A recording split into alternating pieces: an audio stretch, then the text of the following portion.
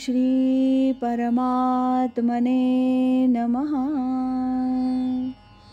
श्री गुरुपादुकाभ्यां नमः। पूजनीय स्वामी भक्त डॉक्टर सुषमाताई वाटवे लिखित सद्गुरूंच्या सान्निध्यात भाग दुसरा या पुस्तकाचं क्रमशः वाचन आपण ऐकत आहोत। आज ऐकूया या पुस्तकातील 1973 या शीर्षकाच्या लेखाचा भाग 5. सुषमाताई म्हणतात, 1973 पासून 1977 पर्यंतची माझी वर्ष साधनेच्या दृष्टीनं खूपच चांगली गेली. ध्यानात खूप खोल जाता आलं, अनेक अनुभव घेता आले, प्रश्नोत्तरांच्या सहाय्यानं परमार्थातील बरेच बारकावे जाणून घेता आले. परमार्थ मार्गावरची प्रगती चांगली झपाट्यानं झाली. बाहेरचे अनेक विषय सुटले. एकच छंद नव्हे ध्यास लागला. जीव अत्यंत व्याकुळ होऊन आत्मरूप होण्याच्या दिशेनं झेपावत राहिला. त्यावेळची मनस्थिती, बुद्धीचे निश्चय, आहार विहारावर होणारा परिणाम सर्वच काही अनपेक्षित होतं. प्रत्येक गोष्ट लिहून ठेवण्याची सवय लहानपणापासून असल्यामुळे त्या काळातील चिंतन, अवस्था, संवाद, स्वामींचा उपदेश सर्व काही शब्दनशब्द टिपून ठेवलेलं आहे. ते आता दृष्टी खालून घालत असताना त्यावेळचा सर्व इतिहास, आपल्या पारमार्थिक वाटचालीतील टप्पे, बदल, चुका सारं लक्षात येतंय.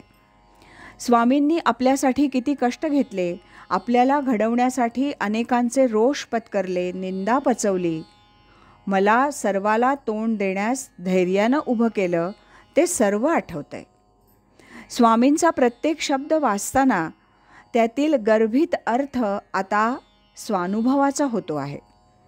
त्यामुळे अंतःकरण स्वामींबद्दलच्या कृतज्ञतेनं, आदरानं, प्रेमानं भरून येतंय आणि काही न बोलता चरणी ठेविजे माथा हेची भले असं होऊन जातं. सुषमाताई पुढे म्हणतात, पहिली 3-4 वर्ष ध्यान नामाची साधना आणि पारमार्थिक विचार समजून घेणं यात स्वामींनी मला पूर्णपणे बुडून जाऊ दिलं. ध्यानातील सर्व अडचणी दूर करून चांगल्या अवस्था प्राप्त करून दिल्या. नेहमी लोकांच्यात, नाना विषयात लेखन, वाचन, चर्चा, भाषणं यात रंगणाऱ्या मला एकांताची गोडी जास्त वाटू लागली. सांसारिक गोष्टींपासून अलिप्त राहणं आवडू लागलं. त्यातून गैरसमजानं काही संघर्ष निर्माण होऊ लागले. तेव्हा स्वामींनी मला त्या मनस्थितीतून बाहेर पडून मी काही कार्य करावं असं सुचवायला सुरुवात केली. माझं मिशन, नियोजित कार्य काय आहे याची वारंवार जाणीव करून दिली. काही कामं माझ्यावर सोपवली.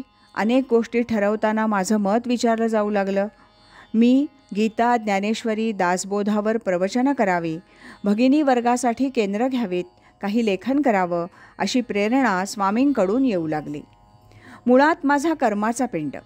पण अलीकडे वारंवार मनात येई, आपल्याला आता हे काही नको, आपण एकांतात राहावं, परमेश्वराच्या नावानं टाहो फोडावा, त्याच्या भेटीसाठी जीवाचा आकांत करावा, असं काही होऊ लागलं.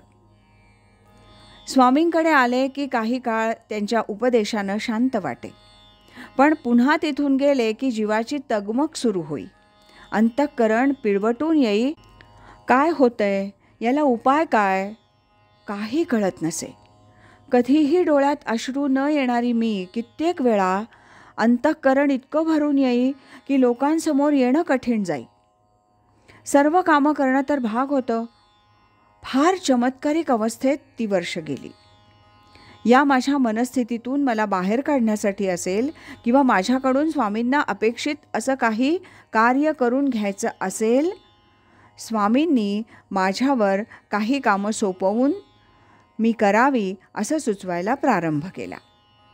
यातही गंमत अशी होती की तुमचं हे काम करा असं ते प्रत्यक्षात सहसा सुचवत नसत. पण माझ्या आतूनच अशी प्रेरणा यायची की हे काम आपण करायला हवं आणि तसा एखादा प्रस्ताव मी समोर ठेवला की स्वामी जणू माझ्याकडून असे 2 शब्द येण्याची वाटच पाहत असत. ते लगेच म्हणत, हो कर ना. मग त्या कामाला सुरुवात होईल. स्वामी त्याविषयी वारंवार चौकशी करीत, मला प्रोत्साहन देत, सुधारणा सुचवत. असं एक एक काम सुरू झालं. भगिनी वर्गासाठी घरच्या दवाखान्याच्या जागेत प्रवचनांची केंद्र सुरू झाली. आठवड्यातून 3 दिवस. पुढे तर रोज ज्ञानेश्वरी अभ्यास वर्ग सुरू झाला. दुकानात स्वामी बोलत त्याची टिपणं तिथल्या तिथं घेऊन ती पुन्हा सुवाच्य लिहून ठेवणं. रात्रीच्या प्रवचनांची टिपणं, दिवसभर तो विचार डोक्यात घोळवणं, त्या अनुषंगानं प्रत्यक्ष भेटीत प्रश्न विचारणं हे चालूच राहिलं. 1975-76 या वर्षात ज्ञानेश्वर दर्शन या तरुण भारतमधील लेखमालेचं लेखन वर्षभर घडलं.